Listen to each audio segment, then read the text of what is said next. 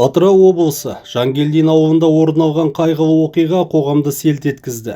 Ерлі-зайыптылардың аяқ астынан және күмәнді жағдайда көз жұмуы ел ішінде үлкен резонанс туғызды. Бұл тек бір отбасының трагедиясы ғана емес, тұтас қоғамды алаңдатқан ауыр жағдайға айналды. Оқиғаның мән-жайы толық ашылмай жатып, марқұмдардың балаларына қатысты сұрақтар көбейіп, ел арасында алаңдаушылық күшейе түсті. Осындай жағдайларда ақпараттың жетіспеуі адамдарды түрлі болжам жасауға итермелейді. Әлеуметтік желілерде эмоцияға толы пікірлер, айыптаулар, жорамалдар қарша жауды. Нәтижесінде нақты дерек пен жалған ақпараттың арасы ажыратылмай, қоғамда ақпараттық бейберекеттік пайда болды. Әлеуметтік желілерде ең көп тараған әрі халықты қатты дүрліктірген қауесеттердің бірі жоғалған Мейрамгүлдің мәйіті геолог шағын ауданында септиктен табылды деген хабар болды.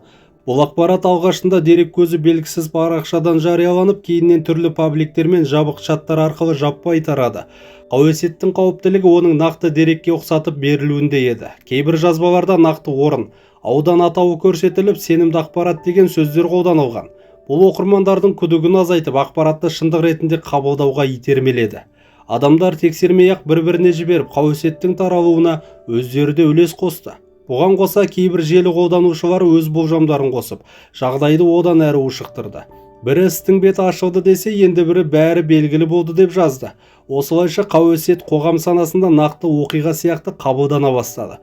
Бұл жағдай марқұмдардың жақындарына ғана емес, жалпы қоғамға да психологиялық қысым түсірді. Алайда құқық қорғау органдары бұл ақпараттың шындыққа жанаспайтынын ресми түрде мәлімдеді.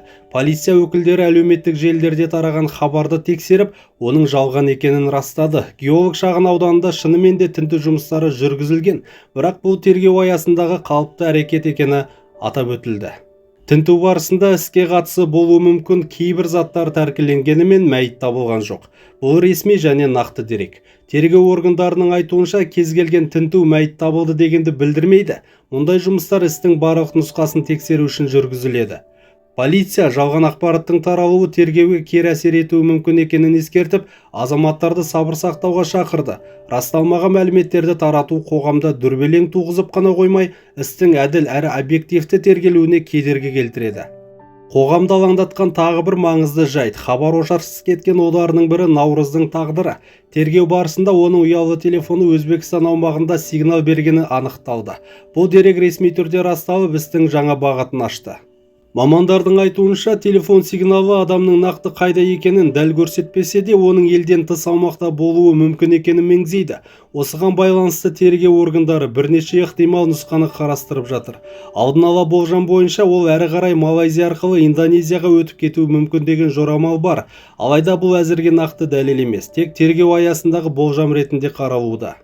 Аталған іс бойынша басты күдікті ретінде марқұмдардың күйеу баласы аталып отыр. Тергеу органдары оның әрекеттерін, соңғы байланыстарын және оқиғаға қатысты болуы мүмкін барлық жайтты жан-жақты тексеруде. Әзірге тергеу құпиясы сақталып отырғандықтан қосымша мәліметтер жарияланған жоқ. Мұндай істерде асығыс қорытынды жасауға болмайды. Тергеу барлық дәлелдер жиналып, толық талданғаннан кейін ғана нақты шешім қабылданады. Бұл қайғылы оқиға жалған ақпараттың қаншалықты тез таралатынын және оның қоғамға қаншалықты зиян келтіретінін көрсеткен мысал. Эмоцияға беріліп расталмаған мәліметтерді тарату тек жағдайды ушықтырады. Қазіргі таңда ең маңыздысы сабыр сақтау, тек ресми дерек көздерге сену және жалған ақпарат таратпау. Тергеу жалғасуда, ал нақты әрі расталған мәліметтер пайда болған сайын, олар ресми түрде жарияланатын болады. Видеоны соңына дейін қарағаныңыз үшін рахмет. Видеоға лайк басып, арнаға тіркеліп, өз пікіріңізді міндетті түрде жаза кетіңіз.